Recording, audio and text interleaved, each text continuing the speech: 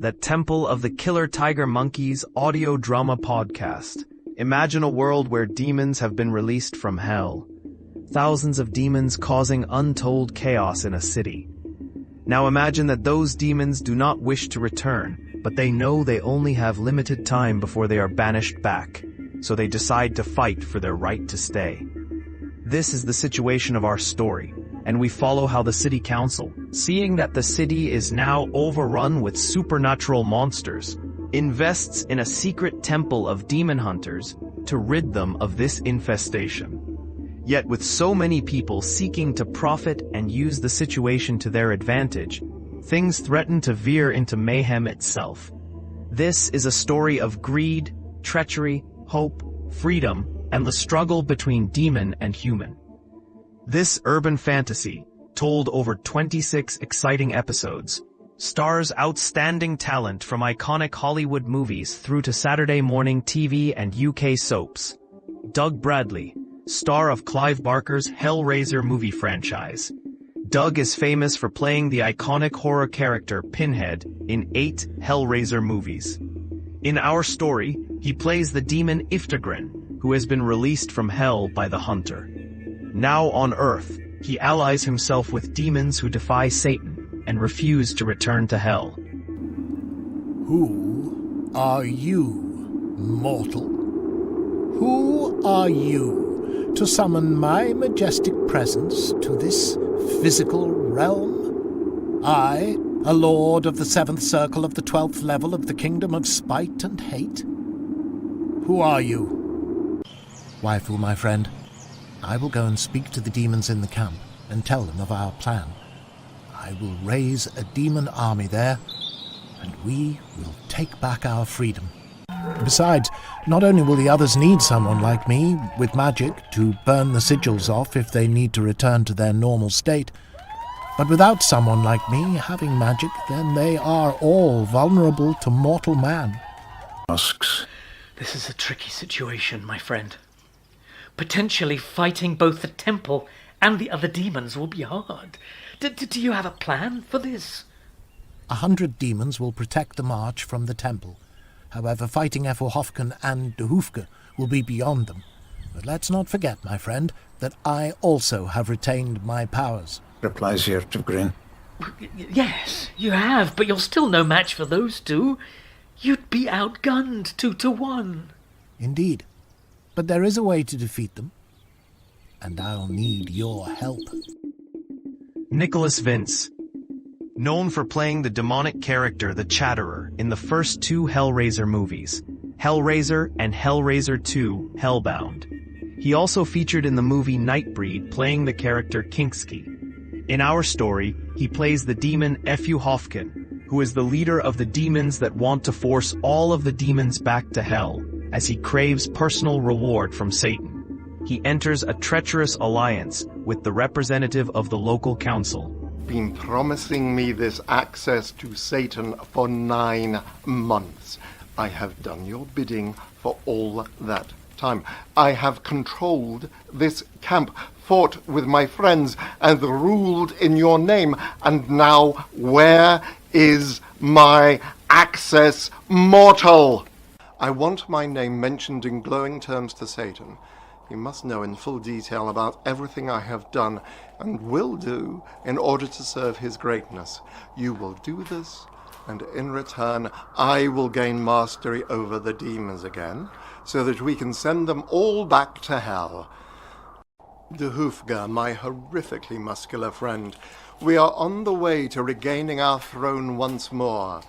Things are falling into place, but we need to discuss how to work our advantage over the other demons. I will lead you all against the temple, and we together shall defeat their attacks on our community.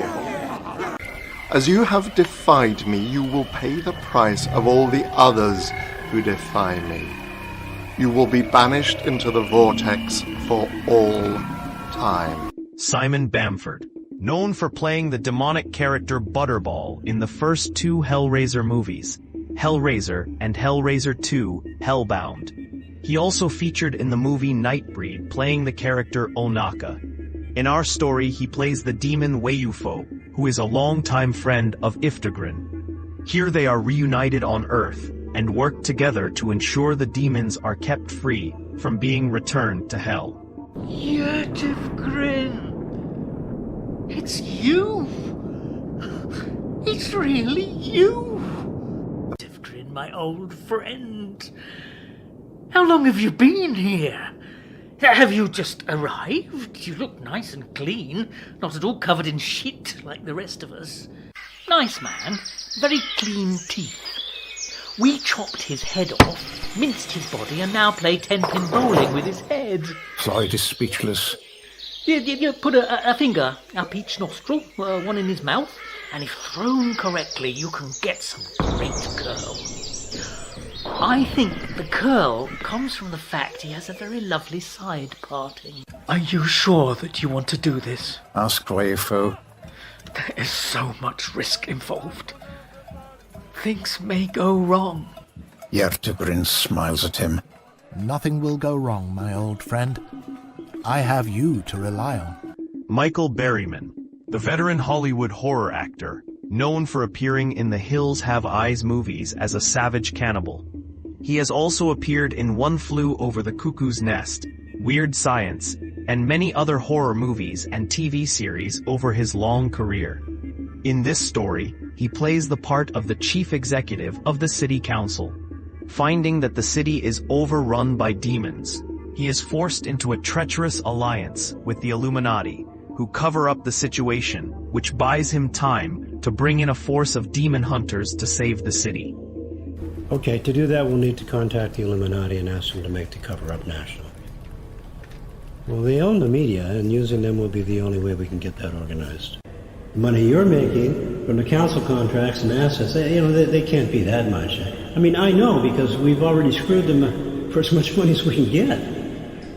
I have a villa in Spain bought and paid for courtesy of these council assets. Their rights on Earth?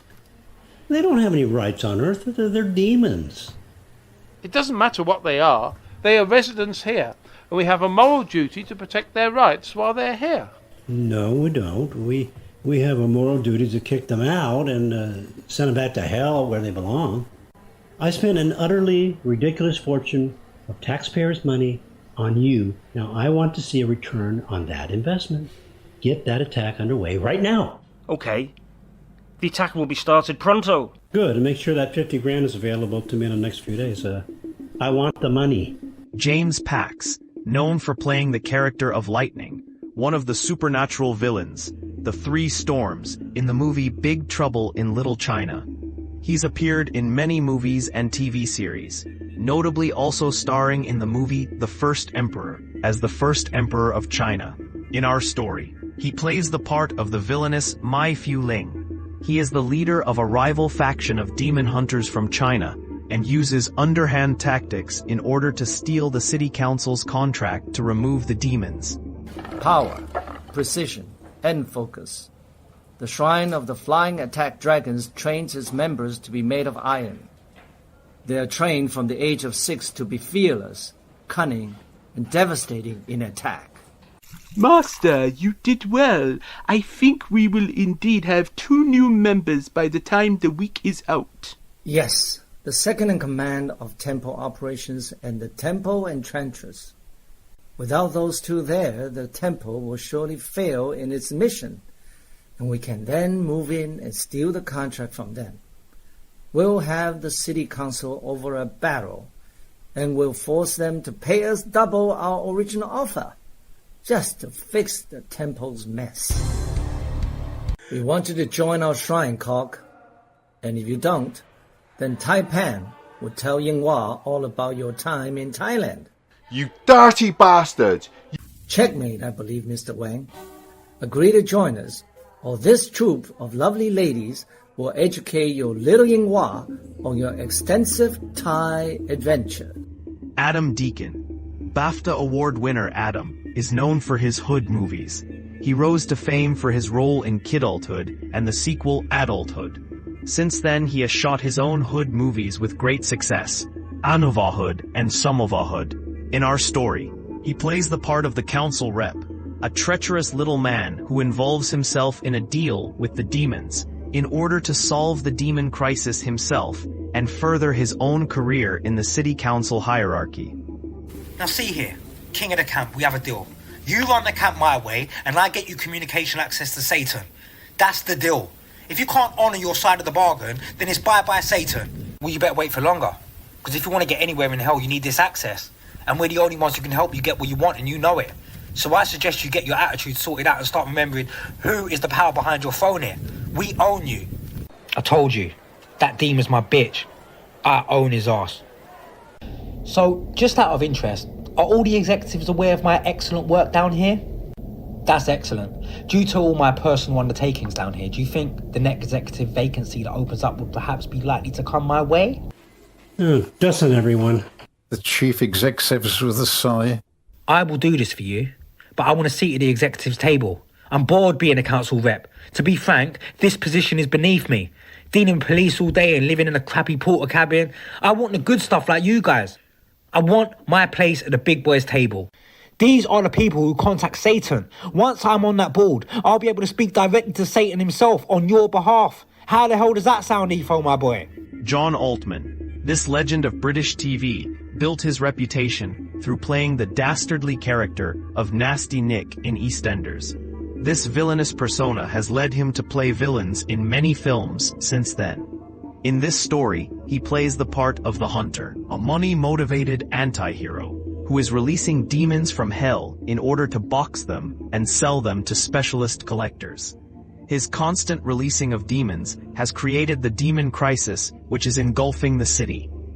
These containers are demon traps. I have over 300 demons here. I've released over 500 more. Yertevgrin doesn't understand. I use the box to open hell. I summon, trap, and sell demons to specialist collectors. Look, I don't need to collect you, as I've already got 4 of your kind, and as you're a nice guy, I might as well just release you. Release me? Back to hell? No, that would be pointless. It's better for me to release you outside. Yertevgrin points at the window quizzically. Absolutely. If I release you out there in the real world, it won't be long before someone pays me good money to capture you and send you back to hell. So, it's a win-win situation for me. And you get to have a holiday for once. I need some money. My landlord is kicking off about the rent, and my wallet's empty. Releasing demons is what I do, you know that. So get your skates on and piss off out of my bedsit. Wai Wong is known for his work in big Hollywood movies, such as DC's Batman: The Dark Knight, Wonder Woman 84, the James Bond movie Spectre, and the racing movie Gran Turismo. In this story, he plays the part of Master Cheng Fu, the leader of the Temple of the Killer Tiger Monkeys. Here he is not only forced to battle demons, but also he must battle the reality of modern-day business practice, with financial restrictions, interfering managers, cutbacks, and health and safety restrictions. You know very well that 1 week is not enough time. We are woefully unprepared for this. You are risking the lives of everyone here. Now, we have little time and our task is great. The mountain we have to climb rises to the stars. It's a journey of 1,000 miles. The man who walks across the mountains has to move with the ravines and cliffs. The mountains decide the journey, not the man. We have no choice but to defeat this evil. We must fight with whatever we have at hand. The war is all that matters. The details are but dust. Ideas fade over time, yet time itself is endless. Well, that's great, Master, but we're still going to get our asses kicked. I admit that I never thought it would be this bad. We were forced to modernize the temple, to bring it into the 20th century. 21st century, Master. Yes, indeed. Without proper training, it would be a defeat. But with no training at all, it would be a suicide mission for these people. Don't worry about that. If the worst happens, just call the agency or the job centre and they'll send some more. I can't believe you're saying that. George Wilson is known for his work on British TV series Grange Hill and Brookside. In Grange Hill, he played the part of schoolboy Ziggy Greaves. In Brookside, he played the part of Little Jimmy Corkill. In our story, he plays Steve the manager, a corrupt, rules-obsessed boss. He is in charge of the Temple of the Killer Tiger Monkeys, and his modern work practices cause endless frustration to the temple's ability to tackle the demons. Do you need all these extra soldiers? 2 chapters brought over from China. That's a lot of people to be housed and fed. Very, very expensive. We don't have the budget for all of these extra temple soldiers, but we can let you hire some local people on a minimum wage, a 0-hour contract, may I say? It takes many years to defeat demons.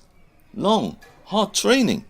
I'm sure it's not that hard. Speak some mumbo-jumbo and throw a fishing net on them. Job done. If you give us 550 grand, I will give you 50 grand of that in a little brown envelope and put it in your pocket. A little thank you to you from us. A backhander? If you give us the money, we'll start the job next week, and you will have a nice bit of cash you can spend on a cruise for you and your missus. Get you away from all those nasty questions and people sticking their noses in your business. A nice little boost for your retirement fund. Camouflage? What if there is a large vehicle reversing? The vehicle wouldn't see them if they were camouflaged. Someone could get killed. We will accommodate your concerns with overwhelming accountability. If you give us all a mandate, we can minimise financial drag through focused internal efficiencies, specifically tracking the project with extended synergy within the wider context. In short, we have arrows to fire. Trev and Simon are a UK comedy duo famous for the long-running stint on Saturday morning TV series Live and Kicking. Their skits featured Ken and Eddie Kennedy and swinging their pants amongst other crazy concepts. In this story, they play the parts of the 2 Illuminati. These strange, almost mythical, hooded figures trap the chief executive in a deal to cover up the demon manifestation in the city. But for this, they make him pay a high price. We are the Illuminati. We're everywhere and know everything. We know you want our services to manipulate the media, and we know that you want to borrow large amounts of money. Thank you for this business. We shall take care of the media with your cover story, and the money will be wired to the council account within hours. We shall be back for the contracts and deeds. We have heard a word that you are seeking a discount from the Illuminati. I would have you know that our agreement was binding in perpetuity, written in stone, and etched in bedrock. So does that mean that you're willing to negotiate? We are representatives of the shadow government. We are the power behind the power of every power in the world. We are like ghosts that control the globe, the unseen yet ever-present puppeteers, making mankind dance to our tune. We are the Illuminati! Well, representatives of.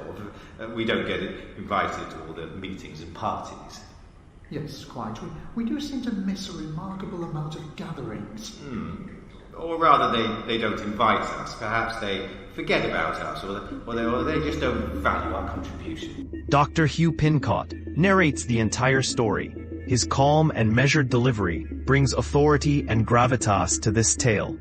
He is known for his work in paranormal science and was a founding member of the Association of Scientific Study into Anomalous Phenomena. He is most famous as being the last surviving researcher of the Enfield poltergeist haunting from the 1970s. That world-famous case has gone on to be featured in many TV series and movies.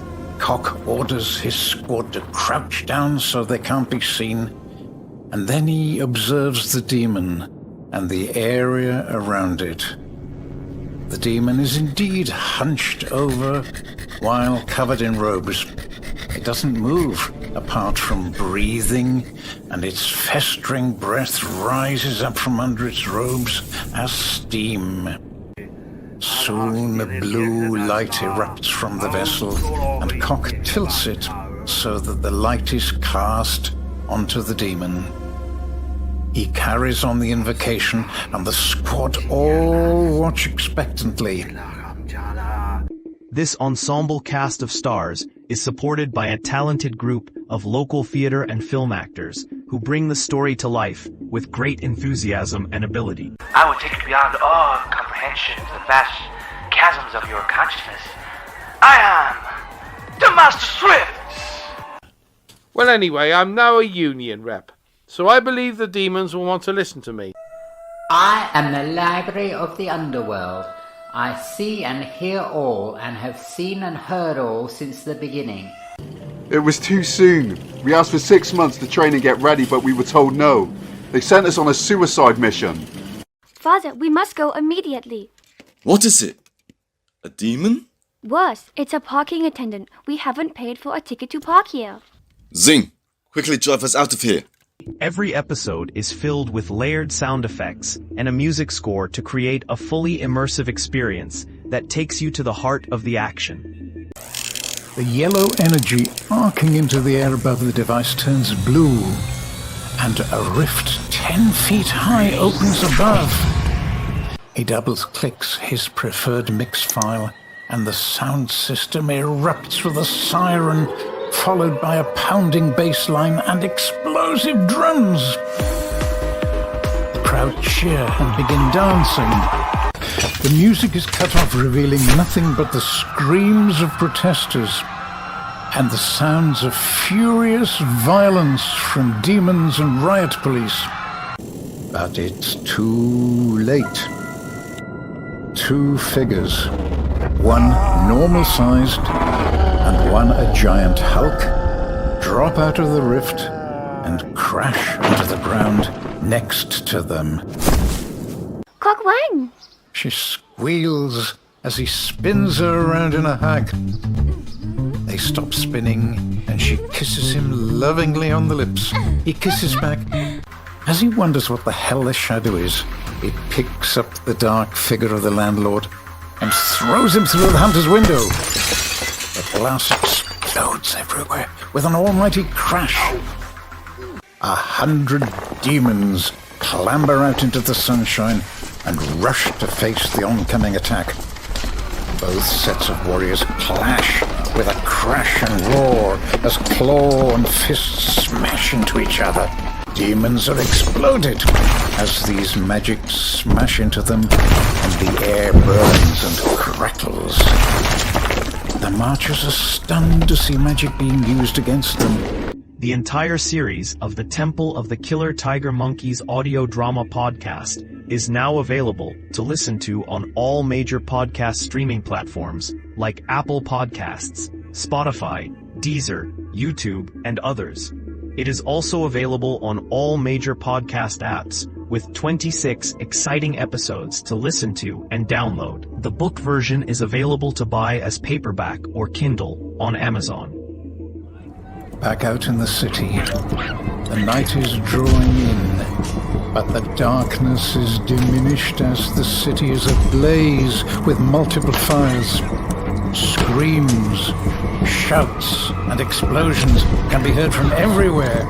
There is chaos, panic all around. The city is now under siege from the forces of hell.